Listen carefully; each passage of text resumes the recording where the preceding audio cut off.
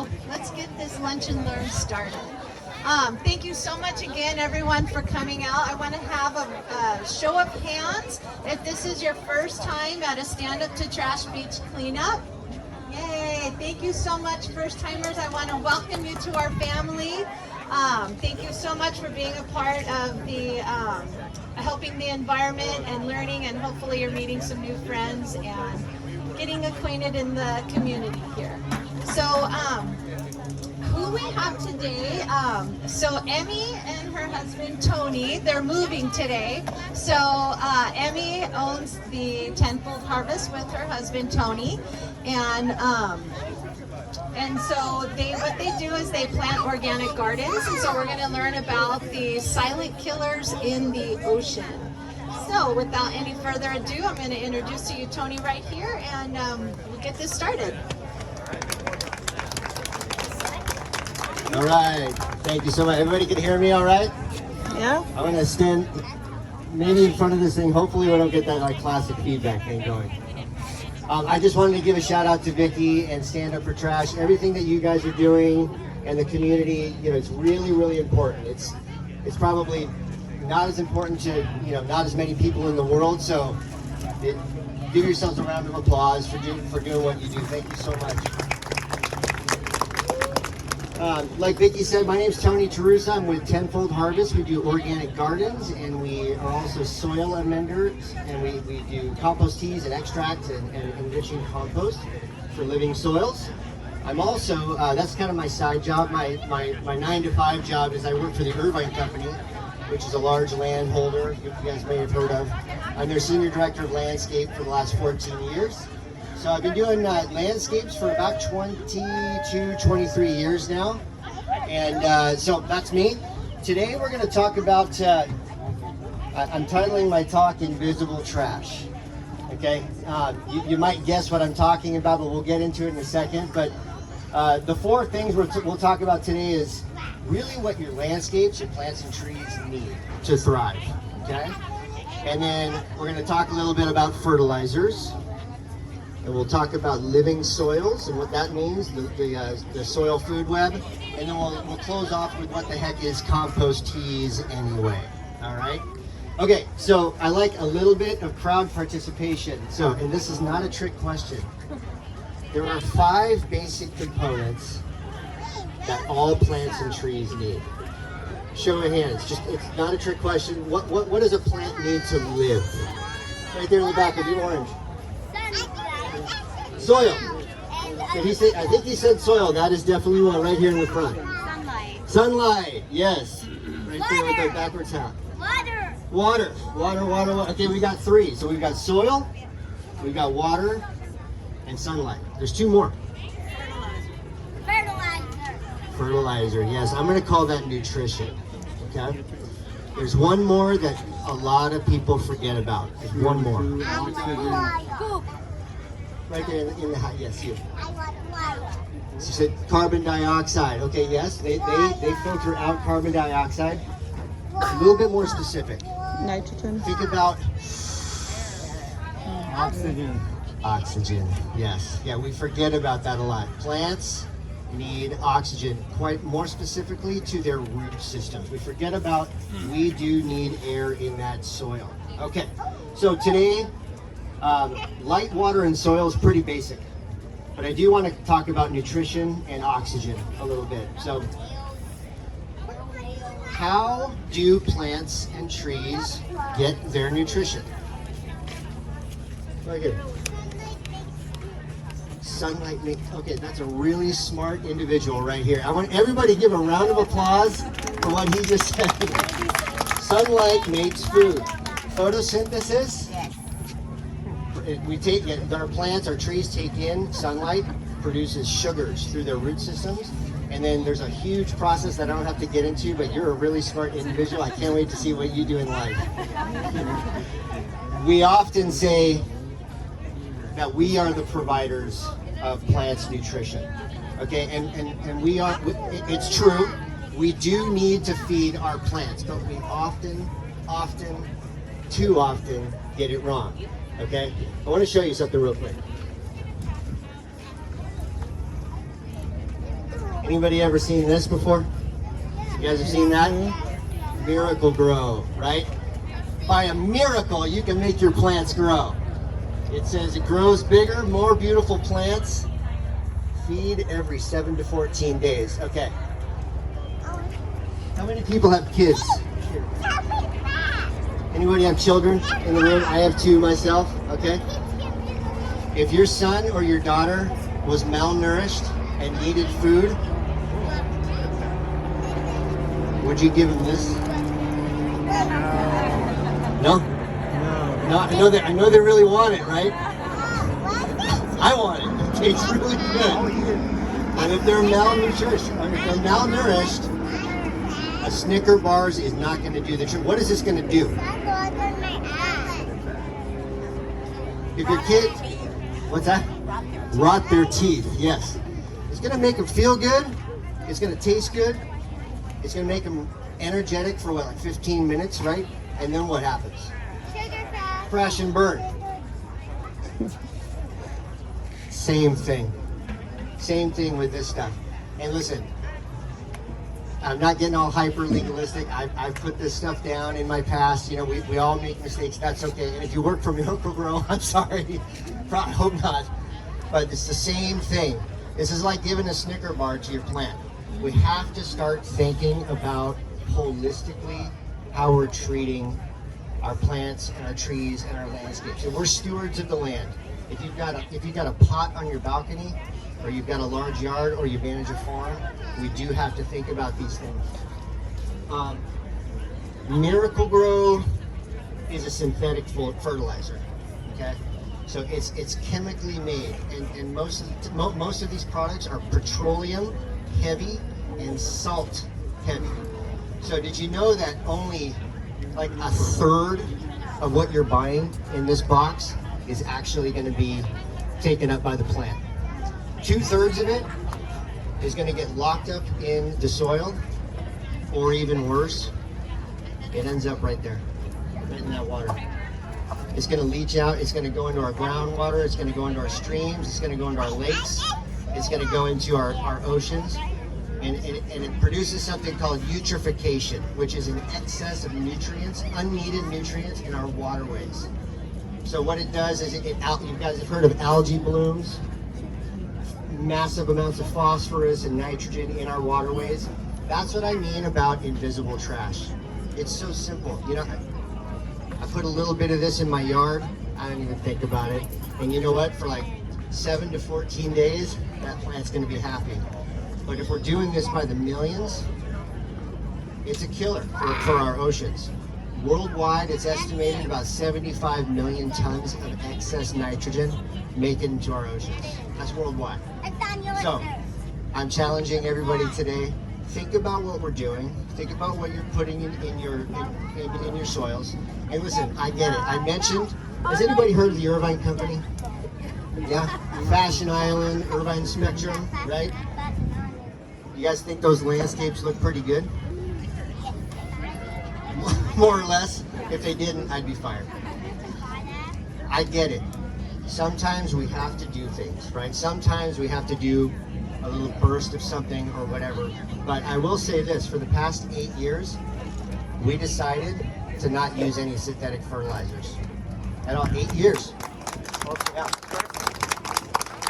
And I had so many people telling me it's not going to work, it's going to cost you millions of dollars, you're going to lose all kinds of expensive olive trees and Canary Island palms or whatever.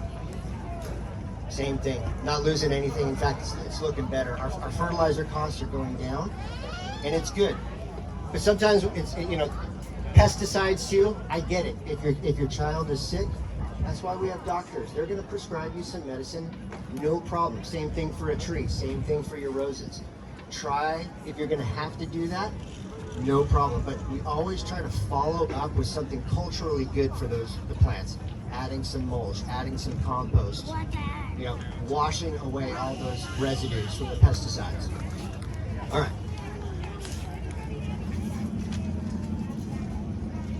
Okay. So I want to give you guys some practical things to walk away from here. So the key is consistency. We all have to make a decision do I really, like you really got to care about it. And I get it. If you don't really care about it, it's hard to convince anybody otherwise. No problem. But you really do have to care. Just like Stand Up for Trash cared enough to reduce the amount of pollutants that are ending up in the water or in our streets or where our kids walk. They cared enough. So I'm challenging you guys today.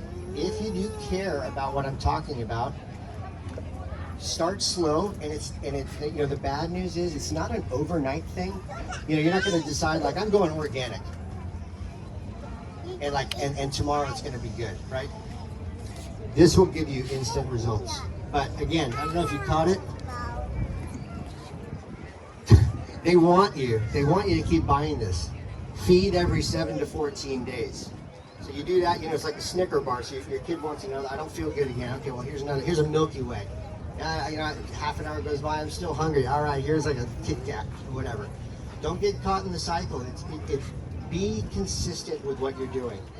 The goal is balanced living soils and good soil structure. So I'm not going to get too fancy with my words here, but what does that mean? Does anybody know that the soils that our plants live and breathe in are filled with billions upon trillions of microorganisms? Has anybody heard that? Yeah? Okay, so that's what we call, when I say balanced, we want a balanced soil food web. So just like this young man said before, when a tree pulls in that sunlight, it's actually pushing down that sunlight and turning it into what we call exudates, basically like sugars. And they're sending out signals into the soil saying, hey, I need some phosphorus, I need some magnesium, I'm low in calcium. And they're talking to all the microbes in there, and they gather around that sugar and they start eating it, and they're consuming each other. And it's in that process of the soil food web where our trees and plants actually get their own fertilizer. We don't really have to do it. I mean, we have to kickstart it. You know, we got to do some good practices, but that's really the goal, is to get a balanced food web. And what I mean by soil structure is, if you put your hand in soil, it gets like, we live in Southern California, we got a lot of just clay, right? I'm sure you guys have seen, like, felt that clay, hard to get through, not a lot of oxygen in that soil. But with a healthy soil food web, like earthworms moving through there, nematodes moving through there, protozoa moving through there, healthy bacterias moving through there, what they're creating is an aggregation, meaning it's crumbly, it's got air in there, and the roots can go deeper, wider, hopefully deeper than wider. And that's what I mean about good soil structure. So I'm almost done here. I'm going to give you a couple of good practical stuff that you've probably already heard of.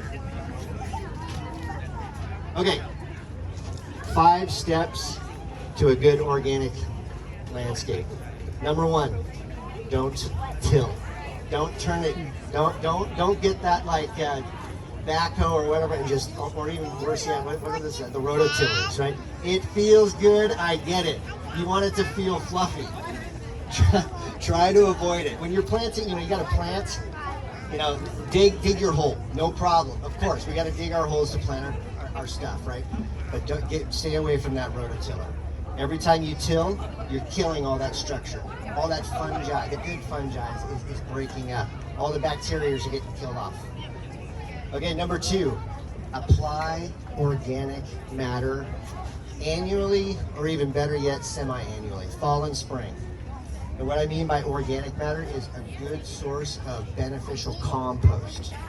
It's good, it's really good, and you're gonna build up that soil structure and that layer.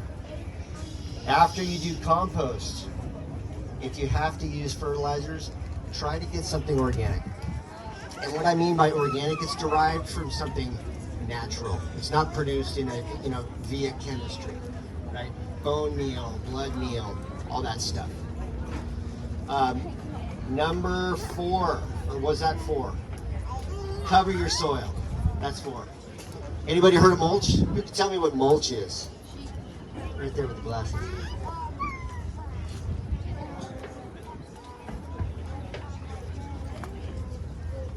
Like wood? Yeah, you know, like some of these trees are going to get trimmed, right? Then we put them through a chipper, and they go to the compost yard, and it's basically like a covering. Any type of cover is great. Sunlight will bake your soil, so if you keep it covered, you use less water. It keeps it moist, and it keeps the weeds down as well. Okay, number 5. Try not to default to just using pesticides as much as possible, right? If something, I get it, we're obsessed with perfection, you know, especially at the Irvine company. You know, if it doesn't look good, we got to do something right now. There's other things, pruning helps, or maybe adding some mulch, or maybe giving it a little bit more water or less water. But if you have to use a pesticide, always follow it up with an application of maybe some good organic fertilizers or compost tea.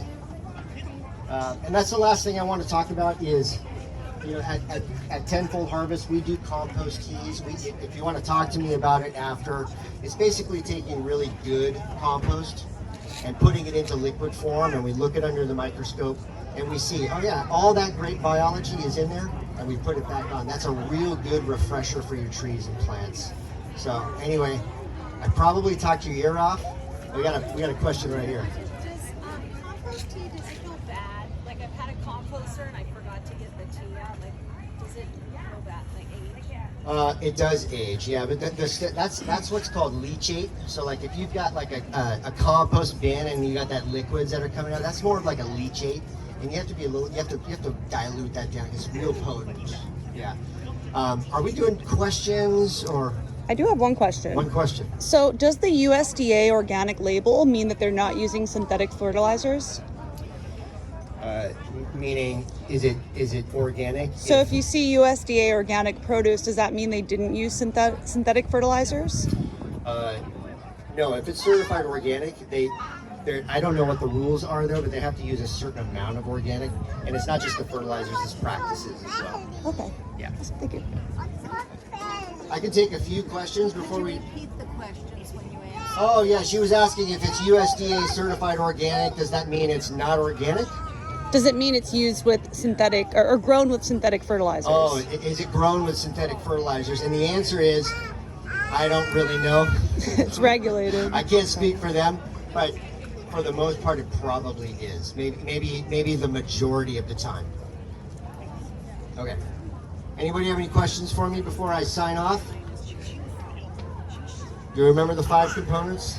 Any places where we could bring our food leftovers for compost in Orange County? Yeah. There's a place called TVI, Tierra Verde. It's it's in Irvine, and she was asking if you can bring your food waste anywhere, which is a good question. There's a lot of places, but one thing that comes to mind is Tierra Verde. It's at the Great Park in Irvine. So you can explain it. Oh, that's right. Yeah. Okay, and then we've got a planting for you. I don't know if we have enough for everybody, so maybe group up into 2s or 3s. We've got some really lovely nasturtium, and they grow so nice year round, but especially right now. We're going to plant them in pots for you guys to take home, and Sergio here is going to help you out. So if you want to come up after we talk, is it right after we talk here? Come on up, plant a nasturtium, get your hands dirty, and thank you guys so much for everything. Woo! Why?